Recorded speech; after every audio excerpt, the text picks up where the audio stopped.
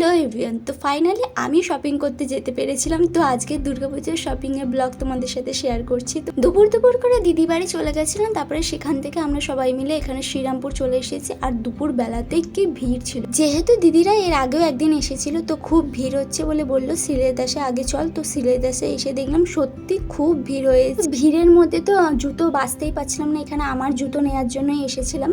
তো এখানে বাবু আর দিদি মিলে আমার জুতো বাছার জন্য লেগে পড়েছে, কোনটা আমার পায়ে ভালো লাগছিল সমস্ত কিছু এখানে পরে দেখছিলাম।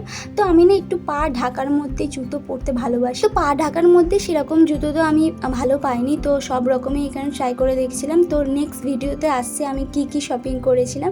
তো এখানে আমরা উইকডেসে গেছিলাম, তাই এত ভিড় ছিল। তারপরে আমরা বিলের জন্য দাঁড়িয়েছিলাম বাবু আর তারপরে আমরা জুতো কেনাকাটির পরে আমরা মার্কেটের দিকে চলে আসি। মার্কেটের এই দিকে তো প্রচণ্ড ভিড় ছিল, আর আমি শপিং করতে গেলে না ঠিকভাবে ভিডিও করতে পারি না, কারণ কখন ভিডিও করবো আর শপিং করবো বুঝতে পারি না। তো অনেক কিছু এখানে 3 পিস আমরা দেখছিলাম, আর এই দোকানটা এই গ্রিন কালারের ডুয়াল টোনের 3 পিসটা আমার ভীষণ পছন্দ হয়েছিল, সিম্পলের মধ্যে ছিল একদম। কেনাকাটি করতে খিদে পেয়ে গেছিলো বলে এখানে আহারে বাহারেতে চলে এসেছিলাম। এখানে ঘুগনি কিন্তু পুরো শ্রীরামপুরে ভীষণ ফেমাস, আর শুধু ফেমাসই নয়, আমরা ওখানে দাঁড়িয়ে খেয়ে দেখেছি, ভীষণ টেস্টি।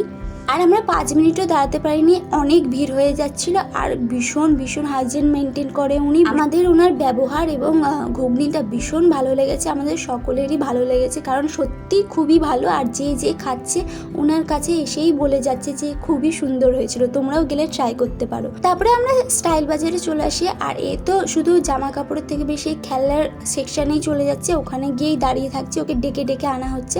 তারপরে ওর এখান থেকে কিছুই পছন্দ হলো না বলে আমরা বাজারে চলে যাই। বাজারে গিয়েও বেশ কয়েকটা কালেকশন দেখি। এই জামাটার সেটটা ভীষণ ভালো লেগেছিল, কিন্তু ওর গায়ে ছোট হয়ে গেছিলো বলে আর নিইনি। তারপরে আর জামা খুঁজে পাচ্ছি না বলে এরা 3 জনে এখানে বাবুর জামা খুঁজতে ব্যস্ত হয়ে গেছে। বাবু নিজেও এখানে খুঁজছে ওর জামা। এইভাবে গায়ে জামা দিয়ে মেপে জামা নিতে গিয়ে মনে পড়ে যায় আমাদের ছোটবেলার কথা, আমাদেরও মা বাবা এইভাবেই নিত। তারপরে প্যান্ট আর জামা আলাদাভাবে বেছে নিয়ে এখানে ট্রায়ালে ওকে ঢুকে নেওয়া হয়েছিল। তো ও একাই ঢুকবে, ওকে কাউকে ঢুকতে দেবে না, আর ওর বাবাকে তো একদমই ঢুকতে দেবে না। তো ওর মাকেই ডেকে যাচ্ছিল আর পোজ দিচ্ছে, দেখো কাকে ওইদিকে তাকেও পোজ দিচ্ছিল কে জানে। তারপরে সব কিছু ফাইনাল হয়ে কেনাকাটি করে আমরা ফাইনালি বাড়ি চলে আসি। আর আজকে চাঁদটা না ভীষণ সুন্দর লাগছিল, তো সেটাও আমি লাস্টে ক্যাপচার করেছিলাম। তো আজকের মতন একটুকুই, দেখা হচ্ছে নেক্সট ব্লগে, টাটা।